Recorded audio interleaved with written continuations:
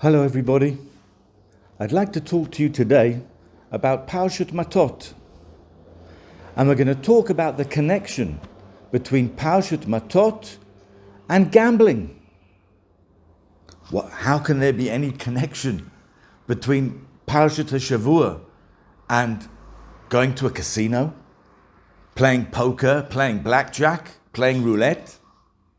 Stay with me and you'll find out.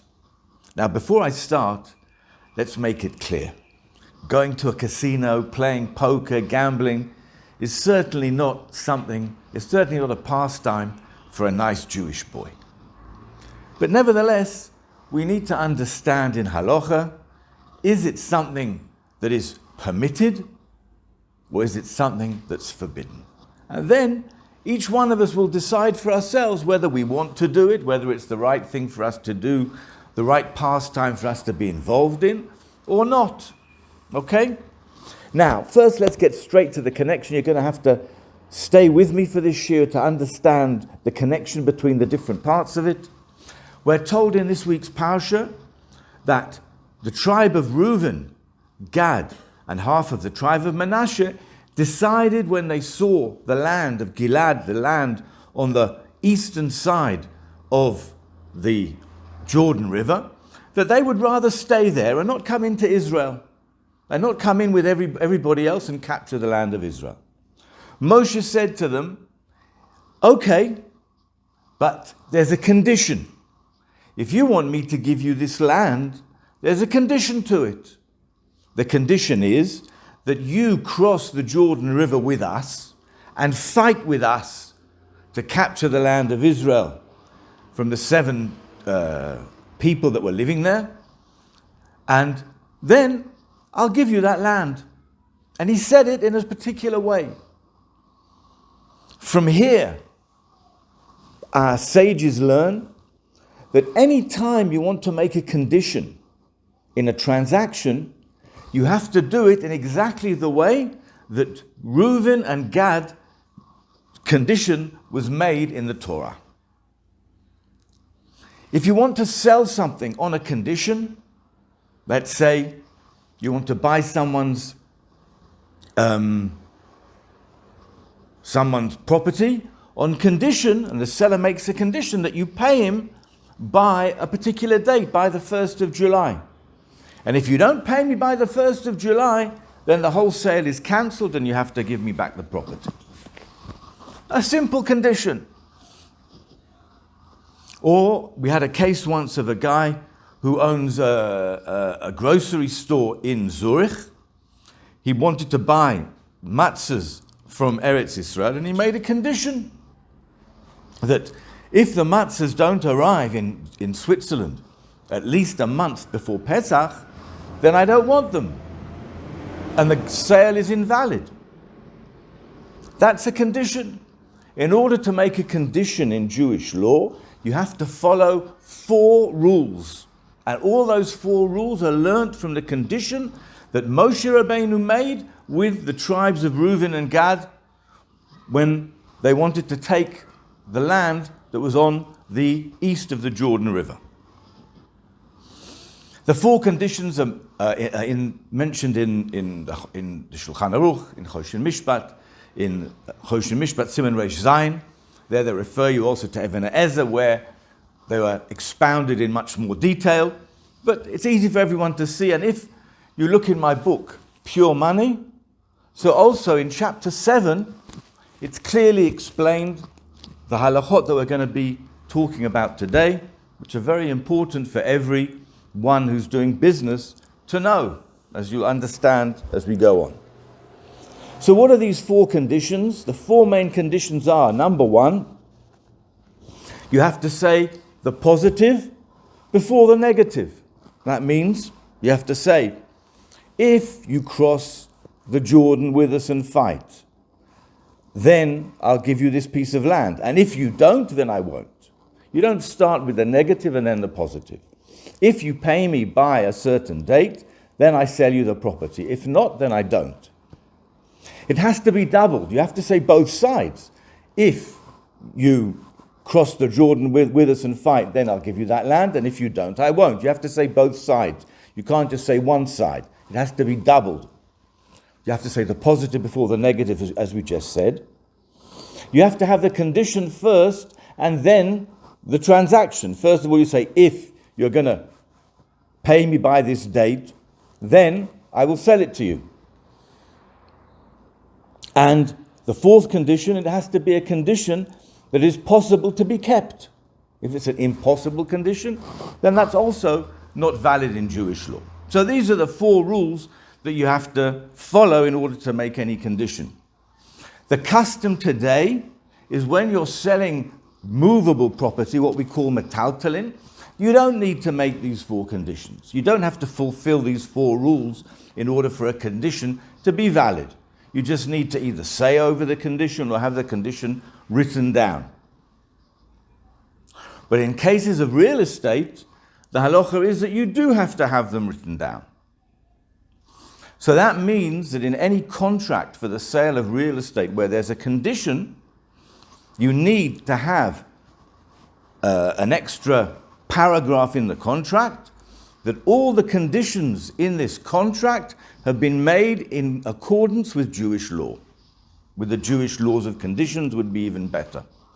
That paragraph should be in all Jewish contracts of the sale of real estate. As I said, it's explained here in my book Pure Money, and you have the paragraph that you need to add in clearly explained there in chapter 7. Now, that's a normal contract, a normal condition, that you sell something to somebody. If the condition is not kept, then the sale is going to be invalid. But there's another, retroactively of course, right? Then there's another type of condition that you can make. Now this condition is called in Jewish law an asmachta. And it's not valid. And so it's very important to know what type of condition is an asmachta that is not valid in Jewish law. Let me give you straight away a simple example. And before I do that, I'd like to explain why is it that an asmachta is not going to be valid.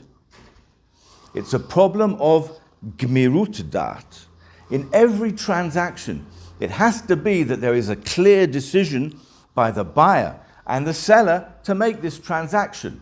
And if there isn't, then the whole transaction is invalid.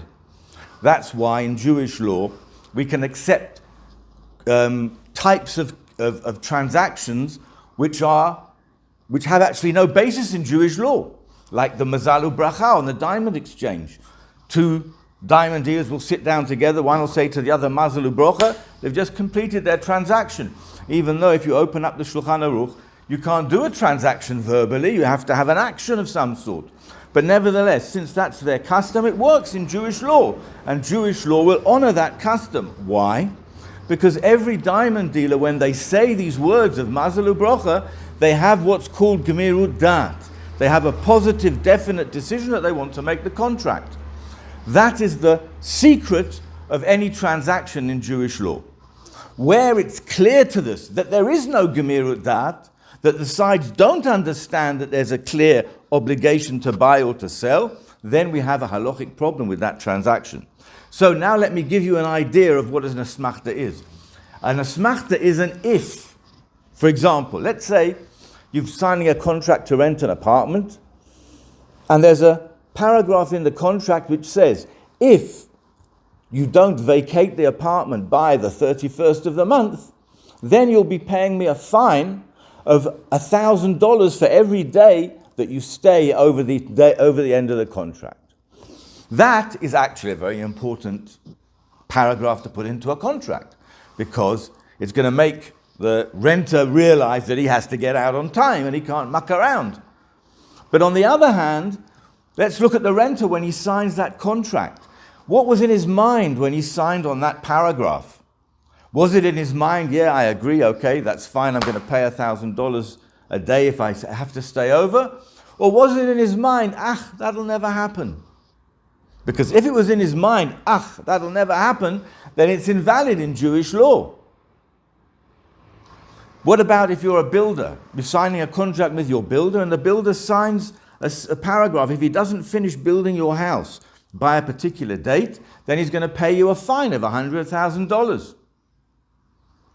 Did the builder have gemirut da'at? Did he have actual intention to obligate himself in that fine? Or did he think to himself, it's okay, it'll never happen? Because if that's what he thought, then it's not valid. Now, there's a way to make it valid, because fines are an important part of business nowadays. You need to have that fine to know that the other side is going to be serious about keeping his side of the deal. So even though these fines, of course, are accepted in a secular court, in a Jewish court they're not, unless you add in a special paragraph to your contract, which you'll find also in Pure Money, Volume 1, Chapter number 7, clearly explained, which says all conditions in this contract have been made in a way that they are not asmachtot. What does that do? That gives gemirut da'at. That means you think twice about this. And that's all that we need. We need you to think twice to make sure that you realize this is a serious obligation. If you don't have that clause in your contract, then any conditions that are considered like asmachtas, that they're a fine for not doing something, now there's no transaction. There's no obligation to pay that extra money. But if something happens in the future, then there will be. That is an asmachta, and that is not valid in Jewish law. Unless you put the clause that I just mentioned into your contract. What's all this got to do with gambling? I'll tell you. When you and I are playing poker together, what do I think to myself? My cards are better than yours. And so when I bet and I put down my money on my chips on the table, what am I actually saying to you? I'm saying to you, look, we're making a condition here. If my cards are better than yours, then you're going to give me all your chips. And if yours are better than mine, then I'll give you my chips. That is a type of an asmachta. If something happens, then I will give this to you. If your cards are better than mine, then I will give you all my money. Well, am I an idiot? Did I have gemirut da'at? That's exactly like any other asmachta. The answer is, yes, I did. Our poskim paskin that yes, with gambling, you do make a positive decision that if you lose, you're prepared to give over your money. Because you realize that this isn't dependent on you, this isn't dependent on your skills, this is dependent purely on luck. So you are prepared to lose because you realize it's got nothing to do with anybody's skills. And seeing as you're prepared to lose, if you do lose, the money that the other guy has won from you is kosher money because he won it in a kosher way. But if you say that the gambling is an asmachta, the condition that we make when we gamble with each other, that we say, if your cards are better than mine, I'm going to give you $100. If you say that that's an asmachta, then any money that you win from the other guy is not your money. It's money that was given to you wrongfully because the guy didn't know the halachas of an asmachta. And it would be theft in your hands. That is the question as to whether money won by gambling is kosher money or not kosher money. If you say that gambling is an asmachta and we don't have gemirut da'at, we don't have a positive decision, we understand that we might either win or lose, then any money that anyone wins from gambling is theft in their hands. But if you say that no, we do, when we're gambling, we realize that we might lose, and we're prepared to lose, and we're prepared to take that risk, because we want in the long run to win, then it's not an asmachta. And any money that you win in gambling is kosher money. And there's no problem with it according to the halacha. And that's the halacha, that gambling is not an asmachta. Money that you win gambling is kosher money. Like I said at the beginning, it's not necessarily the best way for a nice Jewish boy to spend his time. But the money that you win from gambling is not theft. That comes out from this week's Parsha, from Parshat Matot. an interesting point. Nevertheless, the Shulchan Aruch says that a gambler cannot be a witness. Who can't be a witness? Thieves, murderers, right? All people that are breaking Jewish law, they can't be witnesses. We don't accept their witness. They're people we can't trust. And it says that a gambler also can't be trusted. Why? If the money that he wins when gambling is kosher money, so what's the problem with him gambling? Why should we say that he can't be a witness? Why should we say we can't trust the guy? The answer is, it's not every gambler that is not allowed to be a witness in Jewish law.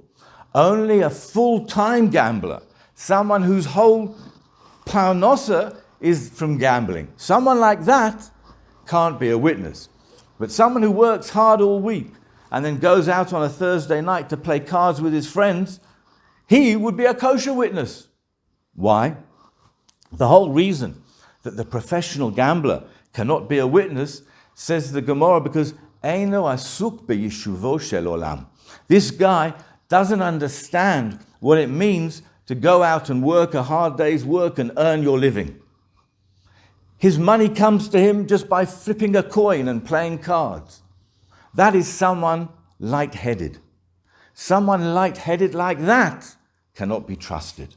And if you just slip them $1,000 under the table, they'll say whatever you like. That's why a gambler can't be a witness. Only a professional gambler. But a part-time gambler, someone who just every now and then plays cards for money, they are kosher witnesses. There is the money that they win is kosher money. Like I said, not necessarily the best pastime for a nice Jewish boy. But that is up for you to decide whether you want to be a nice Jewish boy or not. One final thing I'd like to say before I wind up to this week's shir is to say that actually, if we look at the condition that was with Bnei Gad and Bnei Reuven in the desert with Moshe, that's also an asmachta. Because what was the condition? If you cross over and you fight with us, then in the future, I'll give you something. Not that I now give you something, and if you cross over, so if you don't cross over, I'll take it away from you, which is what a normal condition is. A smachta is that if something happens in the future, then I'll give something to you, or I'll be obligated to give you something. And that's exactly what happened in the Torah with the condition of Bnei Gad and Bnei Reuven. The Ketzot HaChoshen asks this question, and the conclusion of the Ketzot HaChoshen is that the whole prohibition of an asmachta is rabbinical. And it's not from the Torah. From the Torah, an asmachta is kosher. And that he proves from this week's Parsha, that we see the whole condition of Bnei Gad and Bnei Reuven was actually an asmachta. And nevertheless, it worked. That's the conclusion of the Ketzot HaChoshen. And an interesting thing that comes out from this week's Parsha, and that's the connection between Parshat Matot and gambling. Have a nice day, everybody. Thank you.